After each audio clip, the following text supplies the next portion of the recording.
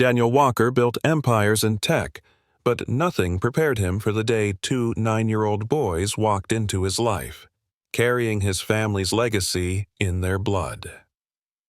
In the heart of Austin, Texas, Daniel attends a charity event, only to discover Logan and Eli, twin boys who look strikingly familiar, a shared birthmark, a familiar name, and suddenly, everything Daniel thought he knew about his family shatters. Their late father? Matthew Walker, Daniel's estranged brother who died a Navy hero. But Matthew's sons had been hidden, erased by someone with everything to lose. As Daniel digs deeper, what he uncovers shakes the foundation of his family's fortune: betrayal, secrets, sabotage, and a legacy stolen by power-hungry hands. Now, Daniel must choose between silence and sacrifice. Will he fight for the truth and for the boys who just want a family? Watch the story of justice, redemption, and love reborn. Subscribe for more emotional, true-style stories that will stay with you long after the credits roll. The sun beat down gently over East Austin's Riverside district, casting soft golden light across the courtyard of a local literacy center. Daniel Walker adjusted his blazer and smoothed his sleeve as he stepped out of his Tesla.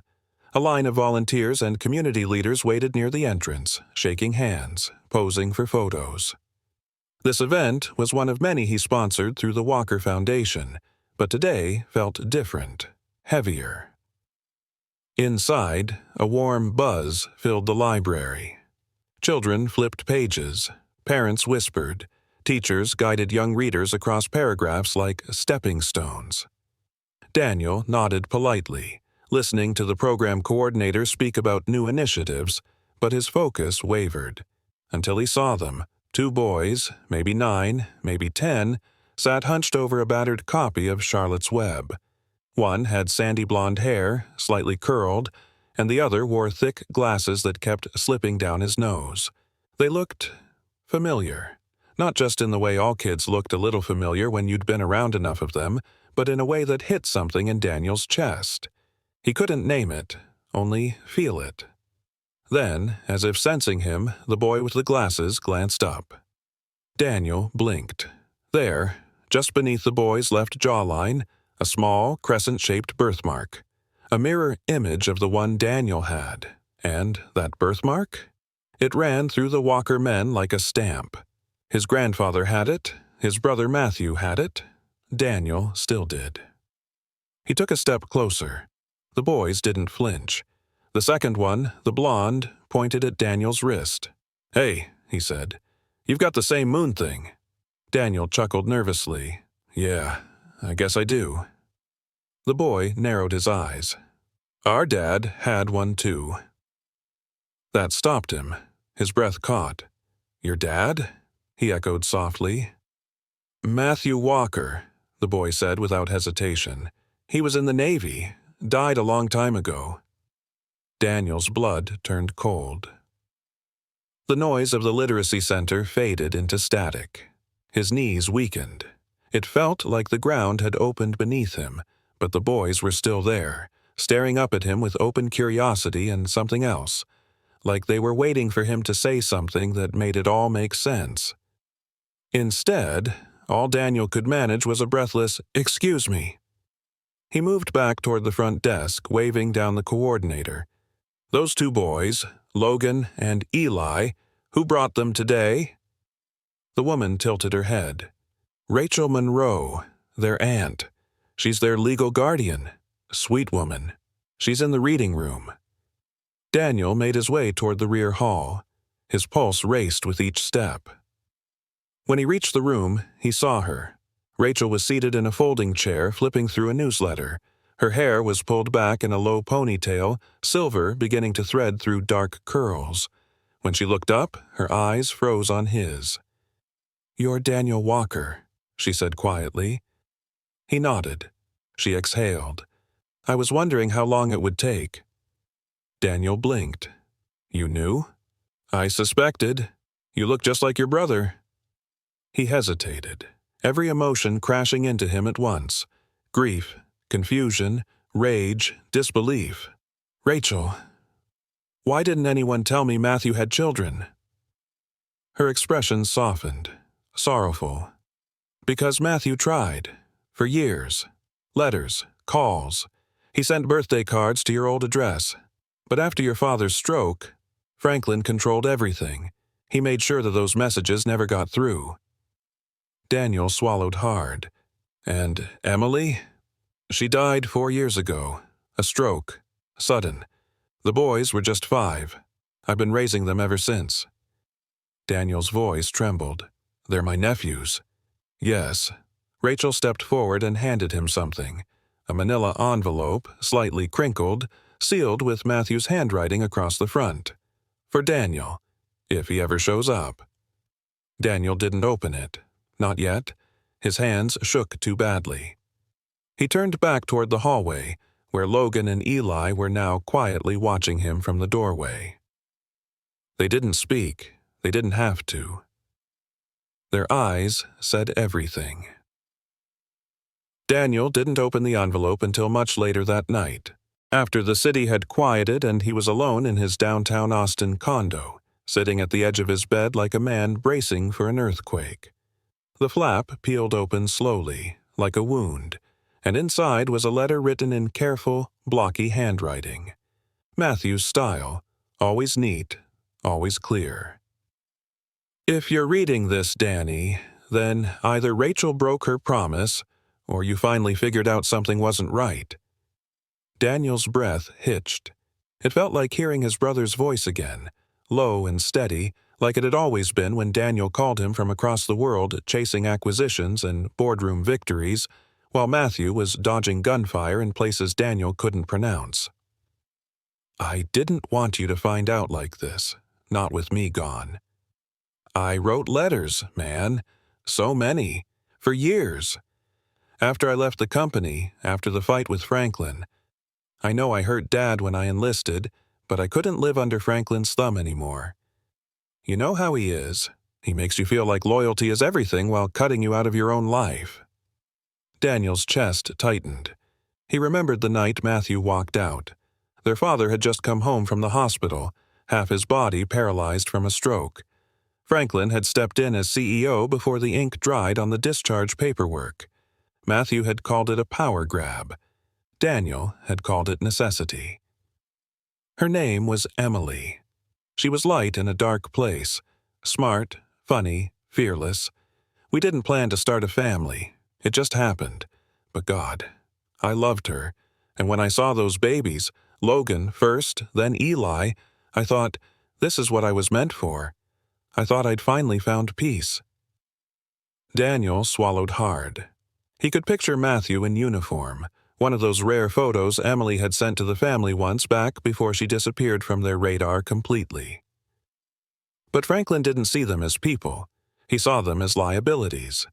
I asked him for help, just enough to make sure they had a future. He threatened to cut off everything, said if I walked away from the company, I walked away from the family. Daniel shut his eyes. He'd believed Franklin, believed the story that Matthew went rogue, that Emily had used him, that the kids, if they even existed, were a fabricated ploy. Franklin had even told him Matthew had blocked his own number. He didn't want to believe it then. Now he didn't want to believe he ever believed it. Danny, if you're reading this, please don't let them grow up thinking I abandoned them, and don't let Franklin do to them what he did to us. The final lines blurred through Daniel's tears. He folded the letter, placed it gently back in the envelope, and sat for a long time in silence. The next morning, Daniel returned to the literacy center. It was quieter on weekdays. Rachel was sitting on a bench outside, sipping lukewarm coffee from a paper cup. She didn't speak as he approached. I read it, he said quietly. Every word. Rachel nodded, her face unreadable. Then you understand. I do, and I want to be in their lives. I don't know how, but I need to try. She studied him for a moment. They don't need a savior, Daniel. They need someone who shows up. That's all. I will, he said firmly. I swear it. Just then, the boys came running from around the corner, backpacks bouncing. Logan stopped short when he saw Daniel. "You're back!" Daniel crouched down.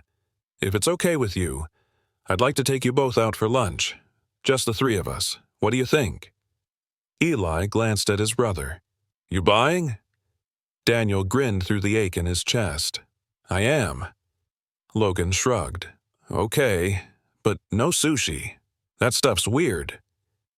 Rachel smiled faintly behind her coffee cup. Daniel stood, the sun warm on his shoulders, and for the first time in a very long time, he felt like a man heading in the right direction. The diner Daniel chose was a modest place on South Congress Avenue, nothing flashy, just warm wood booths, pancakes that tasted like memories, and a jukebox that hadn't worked since the 90s. Logan and Eli sat across from him, identical in their wary glances and guarded posture, despite their mismatched hoodies. Daniel, used to boardrooms and billionaire summits, felt profoundly out of place holding a syrup dispenser in front of two children he didn't even know how to talk to. "Do you guys come here often?" he asked casually. Logan shrugged. "Only when Rachel forgets we're supposed to be eating healthy." Eli smirked. "She says syrup is corn syrup in a tuxedo." Daniel laughed, surprising himself. "That sounds like something my brother would have said." Both boys paused, their eyes shifting. "Did you know him?" Logan asked, voice quieter now. Daniel nodded solemnly. "Matthew was my big brother." Eli leaned forward, elbows on the table. "Did he really die in the Navy?" "Yes," Daniel said. "On a mission. I only just learned about you two, and I'm sorry it took this long." They didn't speak for a long time. The clink of plates and soft chatter filled the silence. Daniel didn't push them. He knew enough now to let the stillness speak too. "Mom cried a lot when she thought about him," Logan said finally. "But she never said bad things." "She said he was brave," Eli added, almost defensively. "He was," Daniel replied gently. "The bravest person I've ever known." The pancakes arrived like a gift from the universe. The conversation shifted to lighter things. School, favorite cartoons, the mystery of who kept stealing Eli's gel pens from class. For a moment, they were just three people having breakfast. Afterward, walking them back to the center, Daniel asked, "Can I show you something?" They nodded. He led them to the trunk of his car and carefully opened a black velvet case. Inside lay two antique brass compasses, naval-issued, aged, but polished. One had a faint engraving on the back, MWW, Follow What's True. "These belong to your dad," Daniel said. "He kept them safe. One for each of you." Eli reached for his gently. Logan held back, squinting. "What's this line mean?" he asked, running his thumb over the engraving. Daniel exhaled. "It was something our dad used to say. Follow what's true, and it'll lead you home." Logan blinked rapidly, then nodded once. "Cool." Daniel watched them walk toward the building, compasses in hand like little explorers. He'd thought this day might be impossible. It turned out all it took was honesty, patience, and pancakes. That night, Daniel opened his laptop and started searching. Not on Google, not in articles, in memory. He revisited old voicemails from Matthew. He reread emails he'd archived and ignored. There, tucked between quarterly reports and investment memos, were pieces, tiny pieces, of something larger. Mentions of Franklin stepping into temporary control, of Matthew asking for legal advice about establishing a separate fund. A memo from legal counsel Daniel barely remembered reading, warning of internal obstruction. And then, something chilling. A scanned PDF titled Matthew Walker, Restricted Family Access Request, dated 10 years ago, with Franklin's signature authorizing a pause on all communications. Daniel sat frozen. Franklin had made sure Matthew's letters were never read. that his calls never rang through, that every effort to reconnect was intercepted. And Daniel had believed him. He picked up his phone and called Rachel. "Can I ask you something?" he said, voice low. "Sure," she replied, sensing the shift. "When Matthew died, was there ever a funeral?" There was silence then. Not the way he deserved. No flag, no ceremony. Just a quick burial in San Marcos. Franklin said the family preferred to keep it private. Daniel's jaw clenched. Franklin kept a lot of things private. He didn't sleep that night. Instead, he stared at the ceiling and thought of his brother's voice. "Don't let them grow up thinking I abandoned them." No, he wouldn't. Not anymore. The next morning, Daniel Walker stood outside the wrought iron gates of the Walker Family Trust headquarters in downtown Austin. The glass skyscraper behind them gleamed like ambition polished to perfection, his family's legacy, built on oil, land, and ruthlessness. He clenched the vintage compass in his palm, Matthew's words etched into the brass burning into his skin. Follow what's true. Inside, Franklin Walker's office was exactly how Daniel remembered it. Minimalist, soulless, efficient. A wall of family portraits adorned one side. Matthew's photo had been removed. Franklin stood by the window, sipping dark roast. He turned as Daniel entered. "Well, look who finally crawled out from behind the charity circuit," Franklin said smoothly. "Coffee?" "I'm not here for coffee," Daniel replied. He closed the door behind him with deliberate calm. "I know about the letters, the restricted access order. You kept me and Matthew apart." Franklin barely blinked. "I protected this family. Your brother made reckless choices, abandoning the company, joining the Navy, chasing ghosts." Daniel stepped closer. "He had 2 sons. You hid them from all of us." "Because he didn't belong anymore," Franklin snapped, finally dropping the mask. "He gave up his place when he walked out that door. I did what was necessary. You manipulated him, then buried his death like an inconvenience." Franklin smiled bitterly. "And now you want what? To play father figure? Reclaim your conscience?" Daniel's voice didn't rise, but his tone cut clean. "I want justice. For Matthew, for Logan and Eli, and I want you out." Franklin chuckled dryly. "You think the board will side with you? You've spent the last decade throwing money at causes and dodging real responsibility. They want leadership, not sentimentality." "I'm not here to take your seat," Daniel replied. "I'm here to end your grip on this family." He placed a USB drive on Franklin's desk. "Security footage, Matthew's signed custody documents, your forged authorization to intercept communication, and I'm filing for joint guardianship with Rachel Monroe." Franklin studied him, fury barely contained. "You'll destroy everything our father built." Daniel's gaze didn't waver. "Our father didn't build this family with secrets and lies."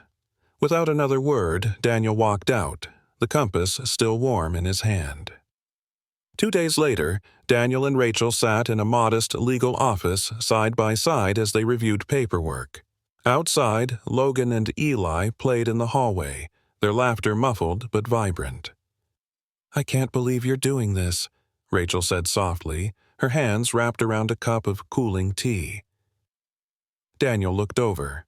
"Why not?" She hesitated. "You're not their father, not biologically. You could have walked away and no one would have blamed you."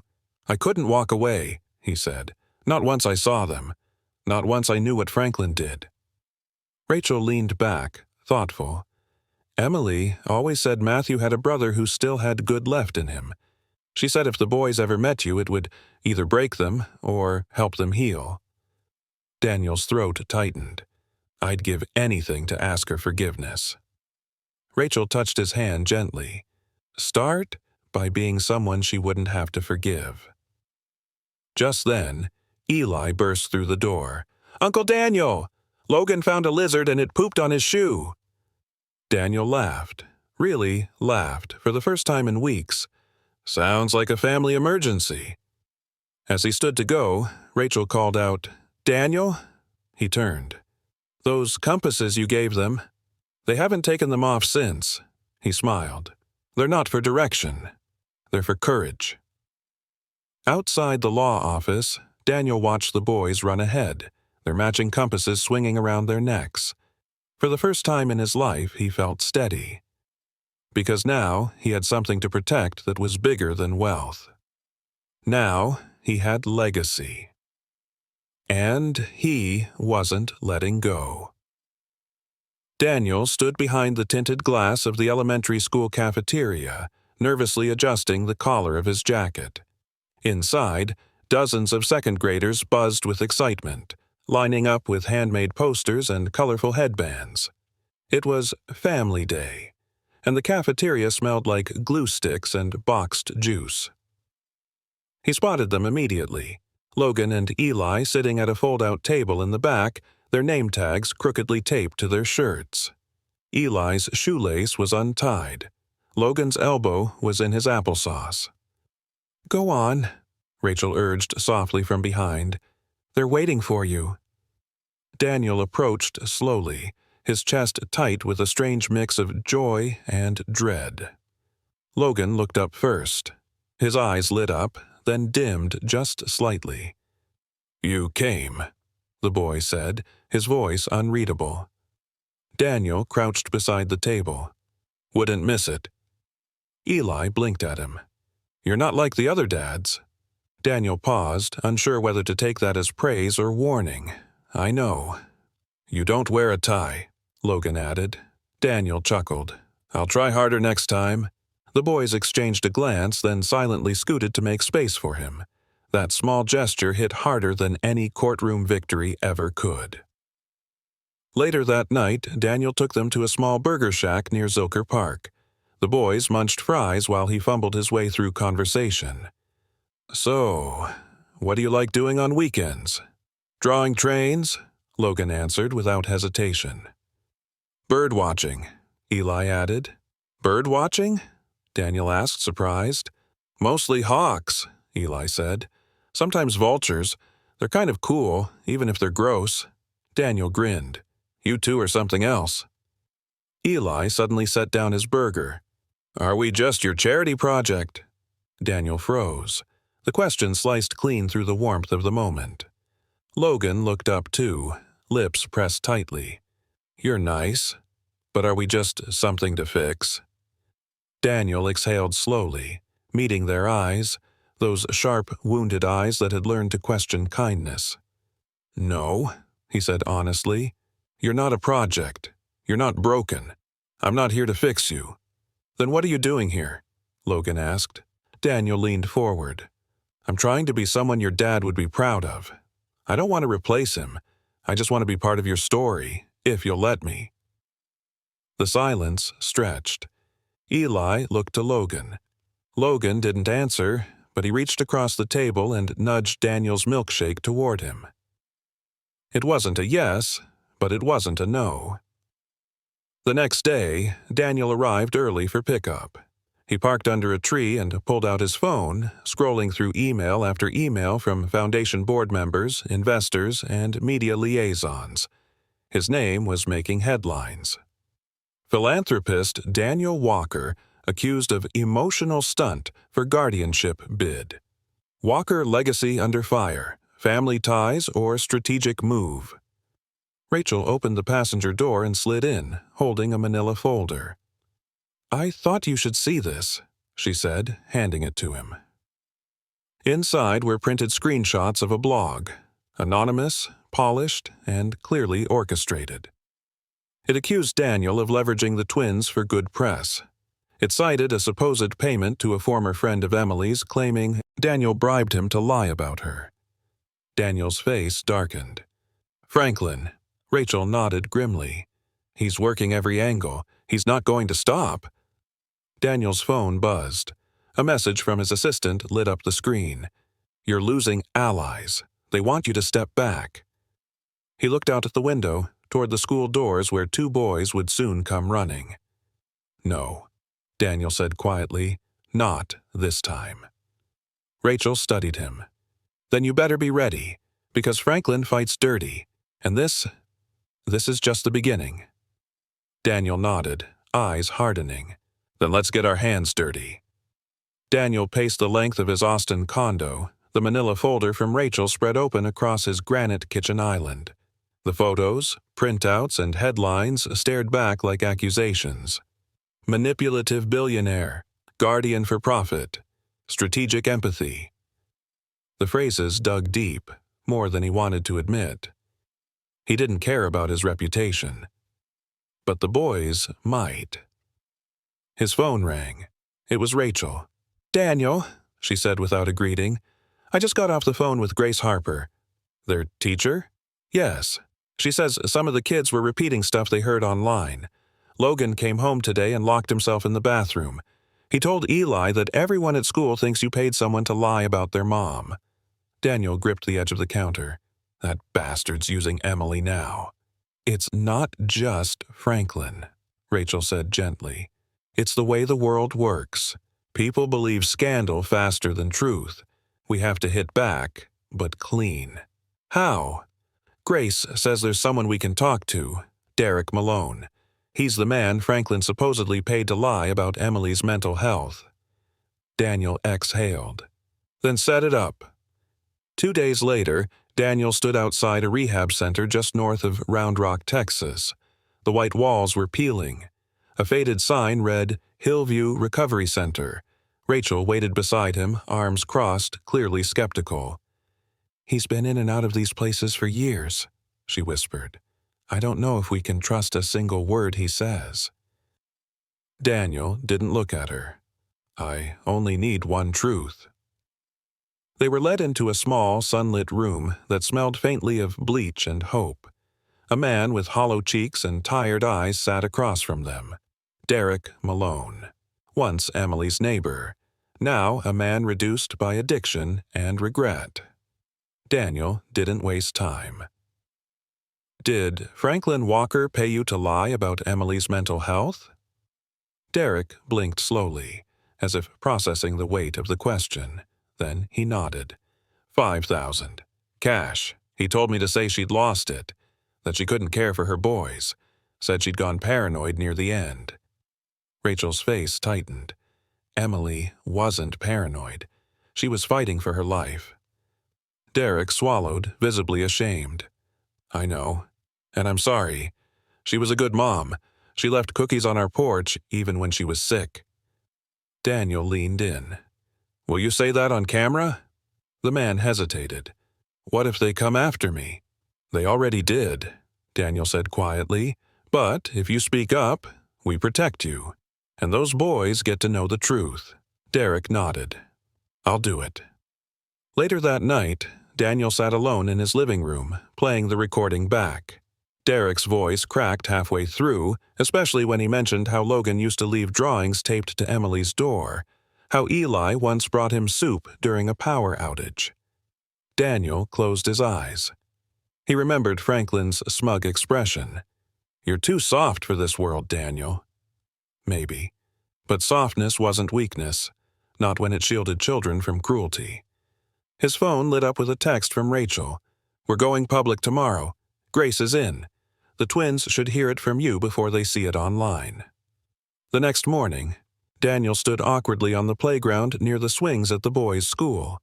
Logan and Eli walked up slowly, backpacks sagging. They didn't run. They didn't smile. "Is it true?" Logan asked, eyes narrowed. "Did you pay people to lie about our mom?" Eli added, voice trembling. Daniel knelt in front of them, heart pounding. "No," he said softly. "But someone did. Someone who wanted to make me look like a villain so I'd walk away from you." Logan looked skeptical. "Why?" "Because he's afraid of the kind of men you'll grow into." Eli sniffled. "We don't know what to believe anymore." Daniel reached into his pocket and handed them a tiny flash drive. "This has a video from someone who finally told the truth. I want you to watch it with Rachel. No pressure, no lies, just truth. Logan took it, his hands barely steady. Daniel stood up, gently ruffling their hair. You don't have to trust me now, but I'll keep showing up until you do. The bell rang. As the boys turned to leave, Eli looked back over his shoulder. I liked that you didn't lie, he said. And for Daniel, that one sentence mattered more than any press release ever could. A week later, Daniel was sitting at the small round table in Grace Harper's classroom. The windows were open, letting in a warm spring breeze, and children's artwork fluttered on the walls. Rainbows, rockets, drawings of family members with oversized hearts and stick legs. Logan and Eli were at recess, their laughter echoing faintly through the open door. Grace sipped coffee from a chipped Best Teacher Ever mug, her eyes thoughtful. I wanted to thank you, she said, not just for the video going public, but for how gently you handled the boys. They trust so few people, Daniel, and you didn't force anything. Daniel nodded, glancing down at the binder Grace had placed between them. What is this? He asked, cautiously flipping it open. She looked away for a moment. These are copies of the birthday cards Matthew sent the twins from overseas. Every year, even while deployed, he mailed them to the school thinking it would be safer than sending them to Emily's address. Daniel turned the pages slowly. One card read, To my brave explorers, Logan and Eli, may you always chase the stars. Love, Dad.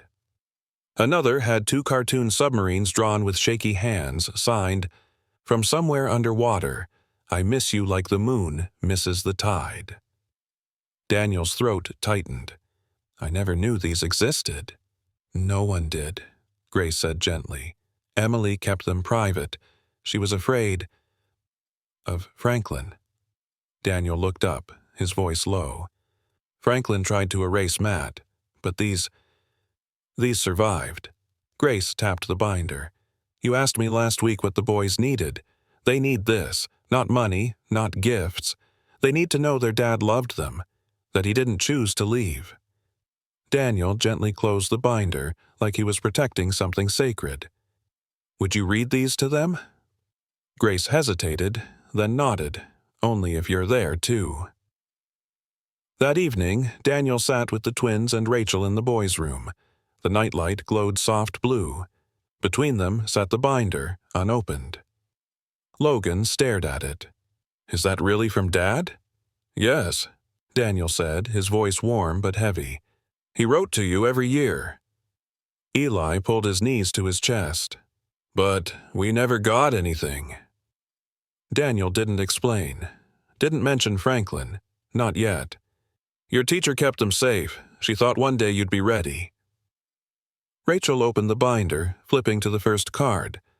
Want me to read the first one? The boys nodded, barely. She cleared her throat. Logan and Eli, today you're one. Your mom says you're wild and loud and absolutely perfect. I'm proud of you already. One day, I'll teach you how to sail. Until then, keep laughing.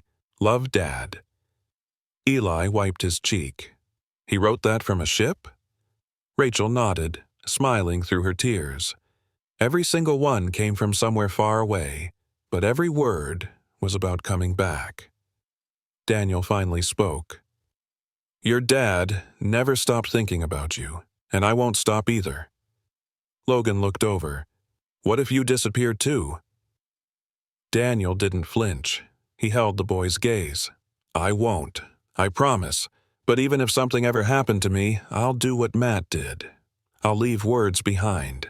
Memories. Things that remind you how much I love you. He pulled something from his jacket. 2 small compass pendants on simple chains. He handed one to each boy. These belonged to Matt. He wore them during his deployments. I had them engraved. Eli squinted at the tiny letters. Stay north. Stay brave. Daniel smiled. Your dad always believed the compass pointed to more than places. He thought it pointed to people, too. To home. The room went quiet. Then Logan whispered, Can we keep reading the cards?" Rachel nodded, pulling the binder closer. As she read, Daniel watched the boys lean into her, their eyes wide, their hands clutching the compasses. It was working. The words Matt left behind were building bridges Daniel couldn't build alone. He sat back, silently thanking his brother. In that moment, Daniel understood something crucial. Legacy wasn't written in trust funds or articles. Legacy was written in ink, sealed in envelopes, and held in the trembling hands of two boys who still believed their father was somewhere guiding them home. 3 days later, Daniel stood inside the towering glass atrium of the Walker Trust headquarters in downtown Austin. The building bore his family name in sharp silver letters, but for the first time in his life, it didn't feel like it belonged to him. He stared out at the skyline, heart pounding. The binder of birthday cards and Matthew's old naval compass weighed heavily in his satchel. Grace had insisted on recording the conversation with Franklin that day. Something about the way he'd spoken, with smugness and certainty, had struck her. "It's not just about family anymore," she had said. "It's about justice." That recording had now been submitted to the board. The fallout began immediately. Daniel stepped into the boardroom, where the familiar faces of shareholders and family trustees turned toward him, some wary, others weary. Franklin was already seated at the head of the table, his expression unreadable. "Let's begin," Daniel said, calmly placing the binder on the table. Board Chairwoman Angela Chen folded her arms. "We've reviewed your submitted evidence. You claim Franklin manipulated records, sabotaged Matthew's naval mission, and misused family funds to maintain control of the trust. That's a hell of an accusation." Daniel didn't blink. "It's not just an accusation. It's the truth." He handed over copies of digital financial records, altered line items showing phantom payments, shell companies tied back to Franklin's offshore accounts, and buried memos warning of Matthew's pending reassignment before his last deployment. Then came the kicker, Grace's phone video. On screen, Franklin's voice rang out with chilling arrogance. "Matthew was a loose end. You don't let emotions steer the ship. I kept us alive. I kept the legacy intact." Gasps echoed through the room. Franklin stood slowly, trying to recover. This is a vendetta. Manufactured evidence from a grieving teacher and an unqualified nephew who thinks throwing money at orphans makes him a savior. Angela's gaze narrowed. "Enough." She turned to Daniel. "We'll need time to vote on these allegations." Daniel nodded. "While you vote, there's someone else you should hear from." He opened the door. Grace entered, flanked by Logan and Eli. The boys, wearing clean-collared shirts and their compass necklaces, clutched a copy of Matthew's final card. Logan, voice soft but steady, stepped forward. "Our dad was a hero. He never got to come back because someone made sure he didn't."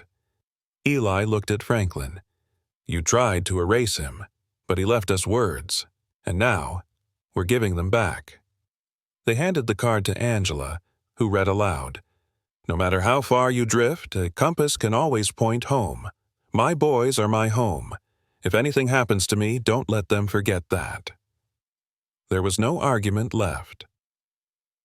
30 minutes later, the board voted 9-2 to remove Franklin from all trust operations, freeze his assets pending investigation, and refer the matter to state and federal authorities.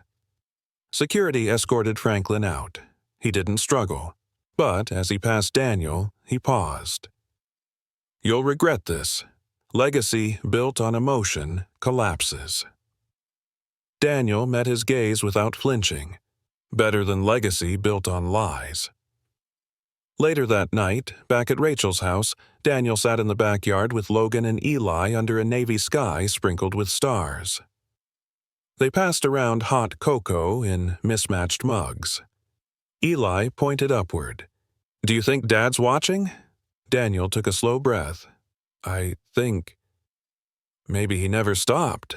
Silence fell. Then, Logan reached into his pocket and pulled out a folded paper.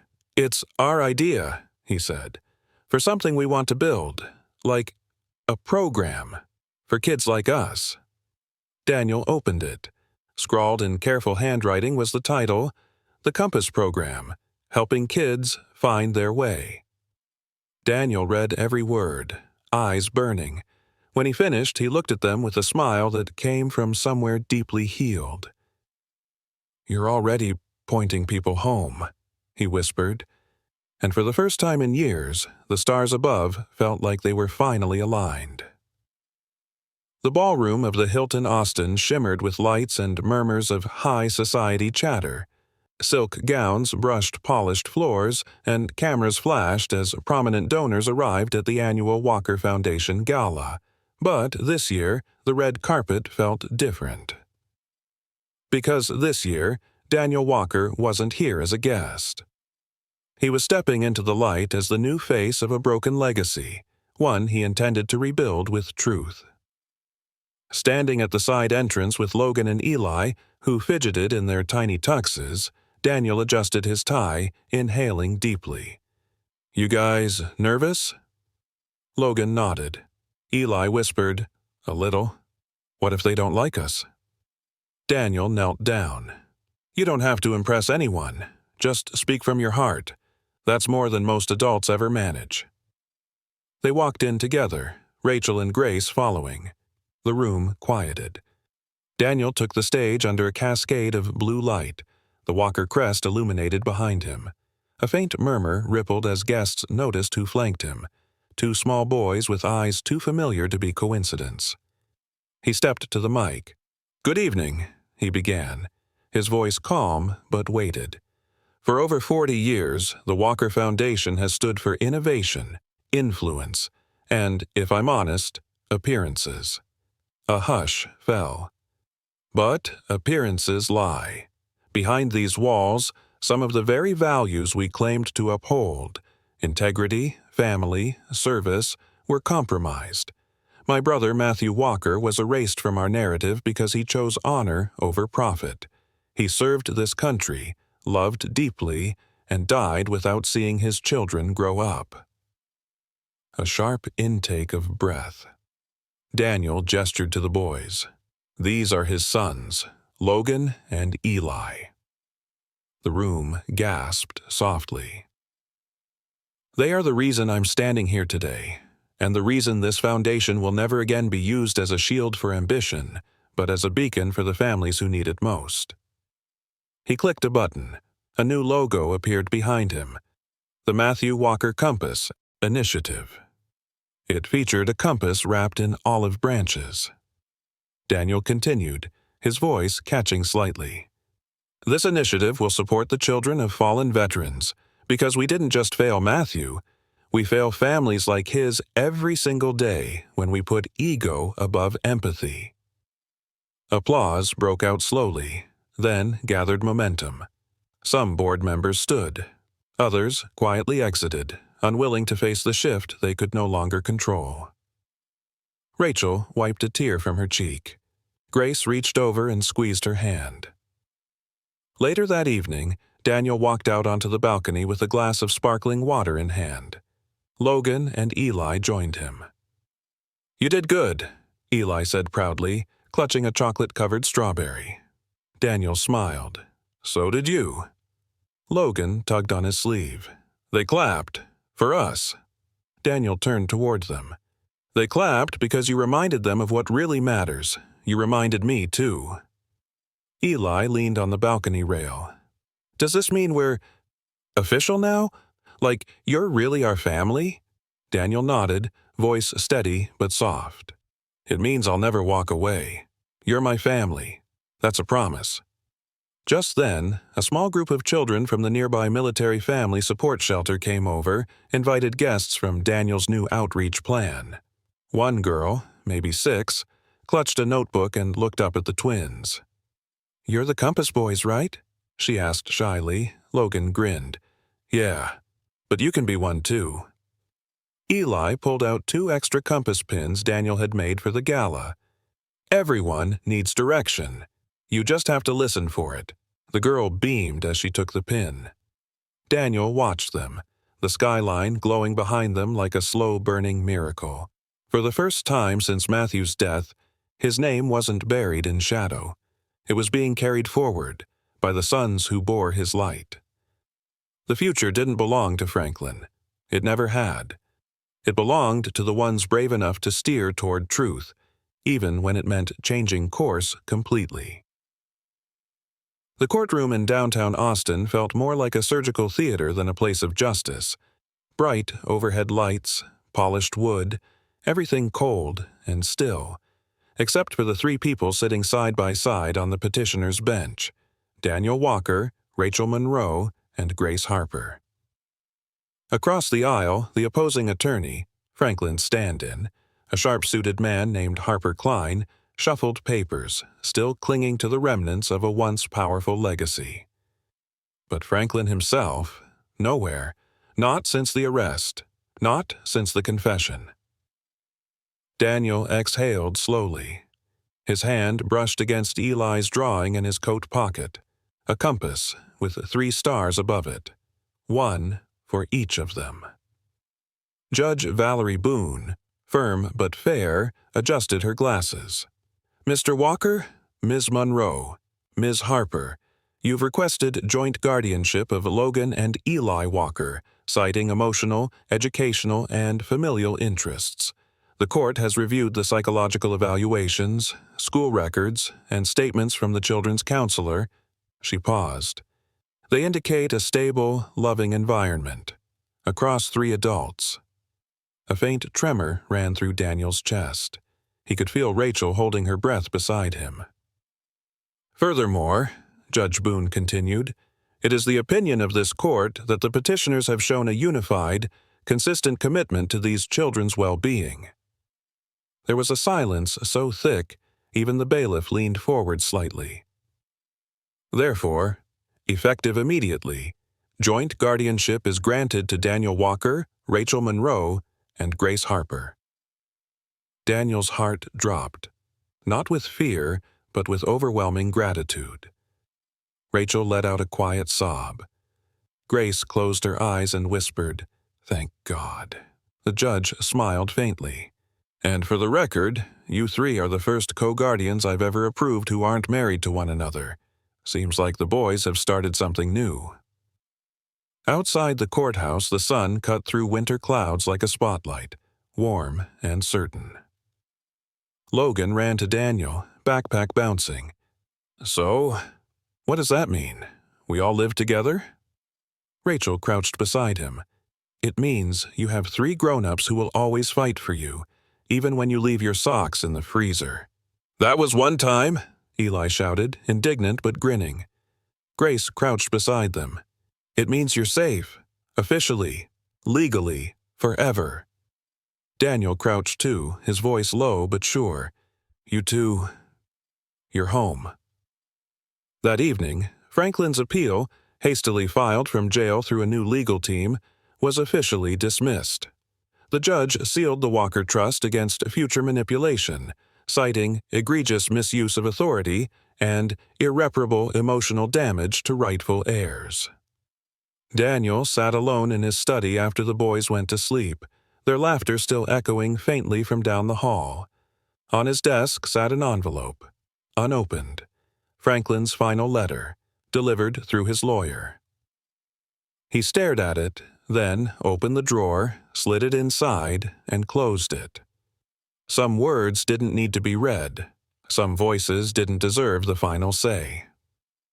Instead, he looked at the whiteboard on the wall, covered in notes for the Foundation's expansion.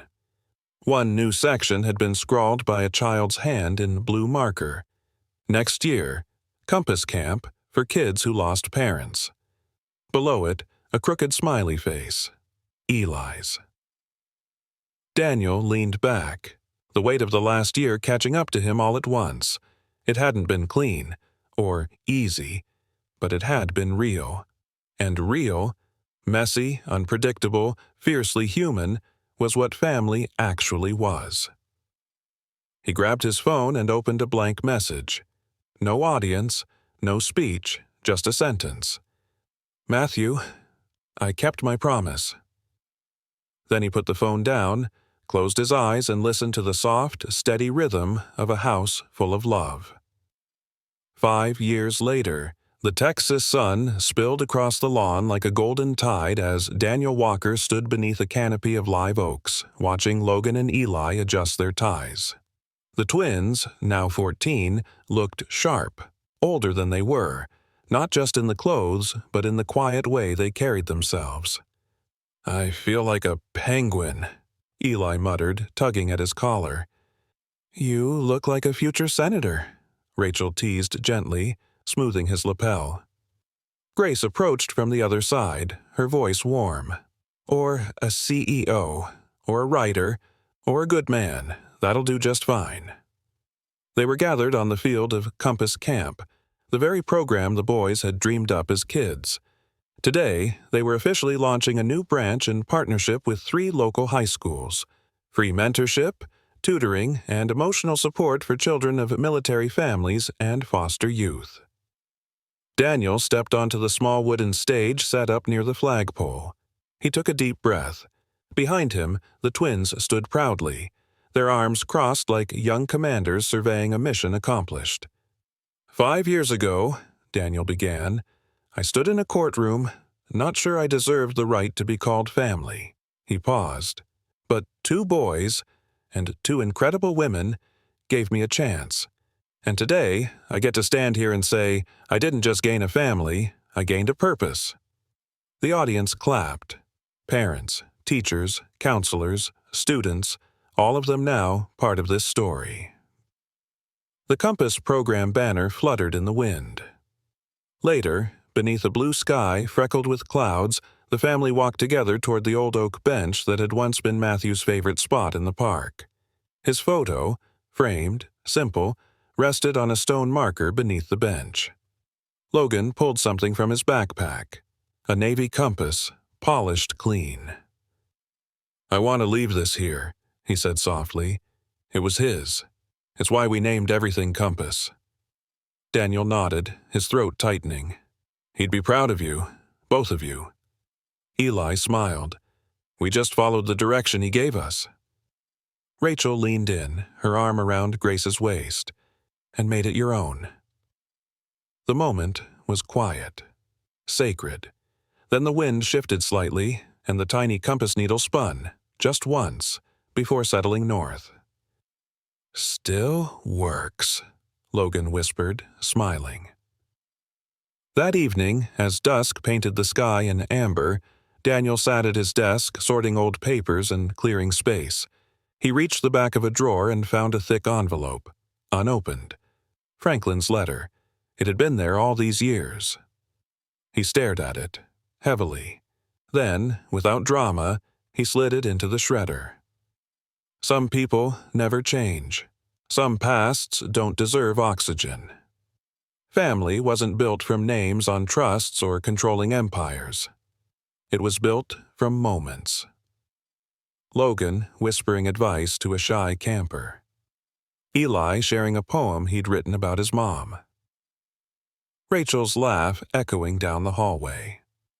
Grace's steady hand on his back after a hard day. He thought about Matthew, the man who'd walked away from the wealth but not the values, who died protecting others but left a roadmap behind. A roadmap Daniel had finally followed. He opened a notebook and jotted one line. "Legacy isn't what you leave behind. It's what you build beside someone." Outside, the porch light flicked on. Inside, the family sat down for dinner. The compass, after all, had never been broken. It just needed the right hands to carry it forward. The auditorium buzzed with soft murmurs and clinking chairs as the families found their seats. Irving High's graduation ceremony was about to begin, and Daniel Walker sat front row, hands folded tightly in his lap.